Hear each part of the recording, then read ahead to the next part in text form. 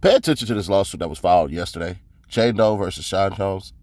We write to court on behalf of our client, Sean Carter, on a matter of extraordinary and grave importance for the integrity of the proceedings in the above captioned case. Today at 7:27 p.m., NBC News reported on an interview that its reporters conducted with the anonymous plaintiff in this case. The interview outs plaintiff's allegations, for what they are: a sham. Basically, facts in her narrative. The who, what, when, and where are wrong. She claims her father picked her up after the assault. Her own father denies that ever happened. She claims she spoke with Benji Madden at the party that night, but he was on tour in the Midwest at the time, forcing her to admit, I have made some mistakes. I may have made some mistakes in identifying. She claims the assault took place at an after party at Mr. Combs' home, but photos that night show Mr. Combs and Mr. Carter at Lotus nightclub for the after party. When pressed, the plaintiff admitted she was guessing about the key details, including the time she took to reach the venue. She admits she has no single corroborating witness over the last 24 years. These stunning revelations make clear that the complaint filed by the plaintiff's attorney, Anthony Busby, therefore had no factual basis whatsoever. Even Mr. Busby is walking back the complaint he put his name to, excusing these glaring inconsistencies by pointing a finger at the case being referred by another firm who allegedly vetted the story before sending to them. The heinous allegations against Mr. Carter are patently false. The complaint filed by plaintiff's attorney, Anthony Busby, therefore had no factual basis whatsoever. The heinous allegations against Mr. Carter are patently false. In light of those developments, it is now clear that Mr. Busby signed the complaints in other filings in this case in violation of Federal Rule of Civil Procedure 11. Under that rule, an attorney and the law before filing Business Guides Incorporated versus Chromatic Comms enters Incorporated 498 U.S. I ain't finna do all that. The attorney's signature denotes merit, and the filing sends a message to the district court that this document is to be taken seriously. Plaintiffs may not file a complaint in this court without having made a reasonable investigation of the facts. In addition, attorneys who learn after filing a complaint that the factual assertions are false must immediately withdraw the claims. See City of Yonkers versus Otis Elevator. Let me try to go down. A lawyer should not bring or defend a proceeding or assert or controvert an issue therein unless there is a basis in law and fact for doing so that is not frivolous. Then we got to keep going down. Given today's revelations, Mr. Busby almost certainly failed to undertake a reasonable inquiry into the facts before filing the complaint. He should never have brought the claims. Let's go down. Affirmative sanctions order where plaintiff complaint was entirely frivolous and was made as part of a conscious effort to harass the defendant. At minimum, he should withdraw them now. Allowing these claims to remain pending even a moment longer not only harms Mr. Carter, his family, his businesses, his employees, and his legacy, it also impairs the integrity of the judicial system, thwarts the pursuit of justice, and silences the voices of true victims.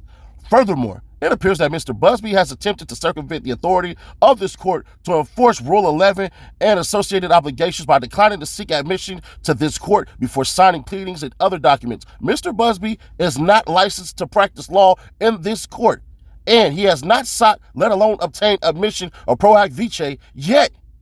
In the nearly 8 weeks since he's initiated this proceeding, Mr. Busby has filed a complaint in this matter that was signed was signed solely by him using an S signature, signed and amended the complaint alongside other counsel that added Mr. Carter as a defendant and noticed a motion for the plaintiff to proceed anonymously, accompanied by a supporting brief and a declaration, once again, signed only by him. Most recently, on December 10, 2024, Mr. Busby filed a letter which also signed alone. Mr. Busby's failure to obtain admission to the bar of this court is a transparent attempt to circumvent the basic requirements of Rule 11 and the court's rule of professional conduct. Admission subjects an attorney to the jurisdiction of the court and to the sanctions for signing pleadings that are not grounded in facts and the law. Mr. Busby thus appears to have strategically declined to seek admission in order to avoid sanctions for a complaint that he knew had no factual basis. Given these facts, Mr. Carter intends to file immediate motion to strike the First Amendment complaint under Rules 11C2 and 12F. He respectfully requests that the court shorten the filing deadline for that motion from 21 days to 1 day from the date of service in light of today's stunning public disclosures and to sever ongoing harm to Mr. Carter's reputation. See Fred v. I ain't finna do all that. Judge Torres, individual practices and civil cases. Respectfully submitted, Quinn Emanuel. I don't know how to say Cuz last name. We're just gonna leave it there. Now, what would make a lawyer word something so strong that you know if you get this one wrong, it is all the way over? Well, yeah, that lady lying, bruh. And I ain't gonna hold you. I always want to wait on certain things like this. That's why you haven't seen me make any Diddy videos or anything like that or nothing like that, because I don't believe the machine that is against people at times. I just don't. All this guilt that happens to people who have not had their day in court at times these days is becoming bothering. I've seen countless videos. Jay-Z did it, Jay-Z did it, Jay-Z did it. Bruh, come on. With what shred of evidence have you seen? But let's do it one step further. I'm one of those who believe the victim too. But I gotta wait. Because we just seen the black lady who came out who patently said, man, I lied on the lacrosse players.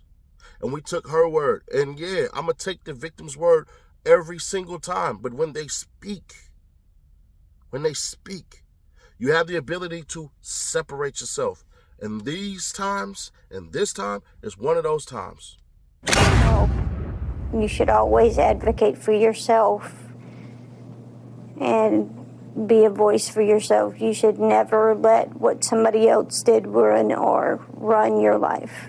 A 38-year-old mother from Alabama who has filed a lawsuit accusing Sean Diddy Combs and Jay-Z of raping her when she was 13 years old is speaking out to NBC News for the first time.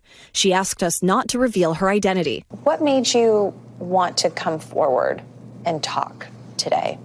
Because I think that I've been quiet long enough about what I've been through, and it's been hard enough to be quiet, but it's a chapter of my life that I'd like to close. An NBC News review of her account found inconsistencies with her allegations. She says that she went to the MTV Video Music Awards in 2000 to catch a glimpse of her favorite celebrities. You weren't scared to be all alone? No, with having autism is like feeling like you live your life in a shatterproof juggle ball. The world's on fire. The fire is inside the ball with you, but there's no way for you to get out. In addition to having autism, the woman says she suffered a head injury. The night of the 2000s VMAs, she says a friend drove her from Rochester, New York to Manhattan, a more than 5-hour drive. Her attorney provided NBC News with the name of the friend who has since died. The woman says she spoke to Combs' limo driver, who offered her a ride to an after party. I stumbled upon Diddy's driver, who told me that I was exactly what Diddy was looking for. What did you think when he said that to you? I thought it meant that I was just pretty. She went to a White House, she says, where she spoke to musicians Benji Madden and his brother. I'm talking to Benji Madden about his tattoo because, I have about his tattoo that's the Last Supper, because I have a religious background. So it was just something to talk about. In a statement to NBC News, a representative of the Maddens confirmed that they did not attend the 2000 VMAs and that they were on tour in the Midwest at the time. At the after party, she says she had a drink that made her feel woozy. Then she says Combs and Carter took turns raping her while a female celebrity watched. JC comes in and rapes me. He at that point I was fighting, trying to get away from him, and he put his hand over my mouth and told me to stop it, cut the After the alleged rape, she says she ran to a gas station where she called her father, who picked her up and drove her home. We rode home in silence. He didn't ask me what happened. He didn't ask me what I did or where I was. In an interview with NBC News, her father said he could not verify the claims. Quote, "I felt like I would remember that, and I don't. I have a lot going on, but I mean, that's something that would definitely stick in my mind," he said. When we asked the woman about the contradictions in a phone interview on Friday, she said that she stands by her statements. "I have made some mistakes," she said. "Honestly, what is the clearest is what happened to me." The inconsistencies in her account of an incident alleged to have happened 24 years ago does not necessarily mean the allegations are false. The accuser's attorney, Tony Busby, said, "Because we have interrogated her intensely, she has even agreed to submit to a polygraph. This has been extremely distressing for her, to the point she has experienced seizures and had to seek medical treatment due to the stress." In a statement to NBC News, Sean Carter said this incident didn't happen, and yet he filed it in court and doubled down in the press. "True justice is coming. We fight from victory, not for victory." Is any part of you scared coming out against such powerful people? Yeah, I'm scared of what could happen, but I'm more afraid of letting it eat me alive from the inside out than I am of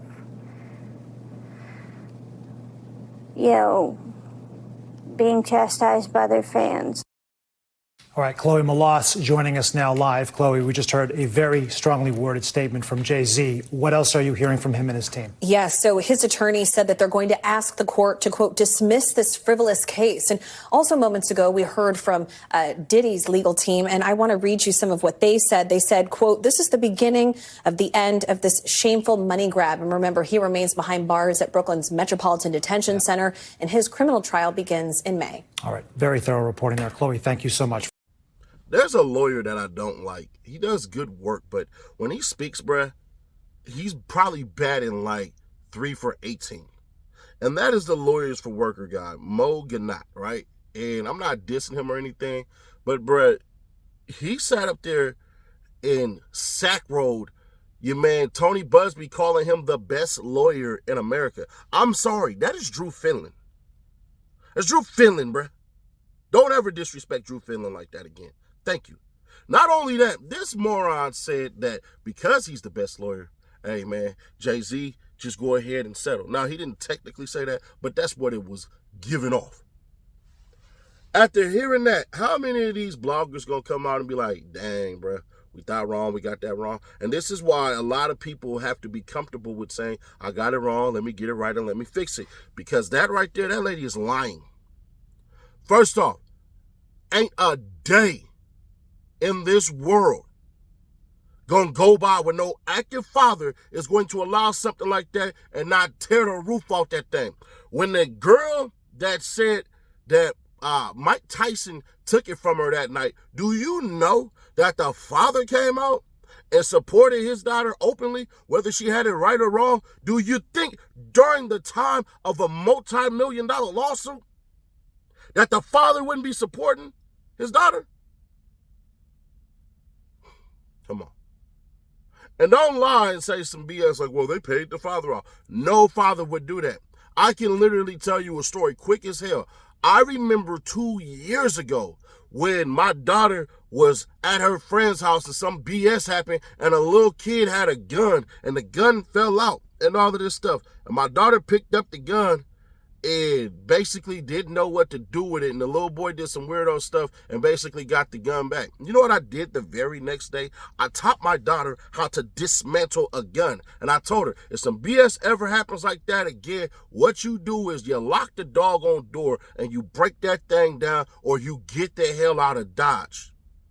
You see any little kid waving the gun around, leave immediately. Get yourself out of harm's way first. You can't help nobody if you say, I'm going to call the police. No, get up out of there first. Back to the message at hand. She said that people who can verify that the date that she's talking about literally have been on tour. First off, do you remember how old you were when you met your first celebrity? When you met your first quote-unquote idol? I do. Oak Park, California, 1997. Michael Jordan, Scottie Pippen. We were all there at the Robertson Center. Yeah, that's where we were at. We met Michael Jordan. Damn, why do I remember that? Because it happened. So, you get BS like that, and you gonna tell me, yeah, VMAs, that's a specific date. Nah. The industry, for whatever reason, selects some higher-ups and decides to 100% completely destroy them for whatever reason. I got a question for y'all.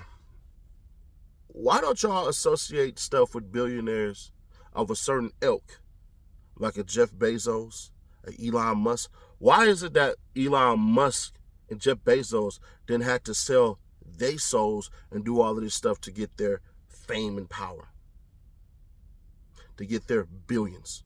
But why is it Jay-Z, Diddy, Byron Allen, Oprah, Tyler Perry, Beyonce, LeBron James?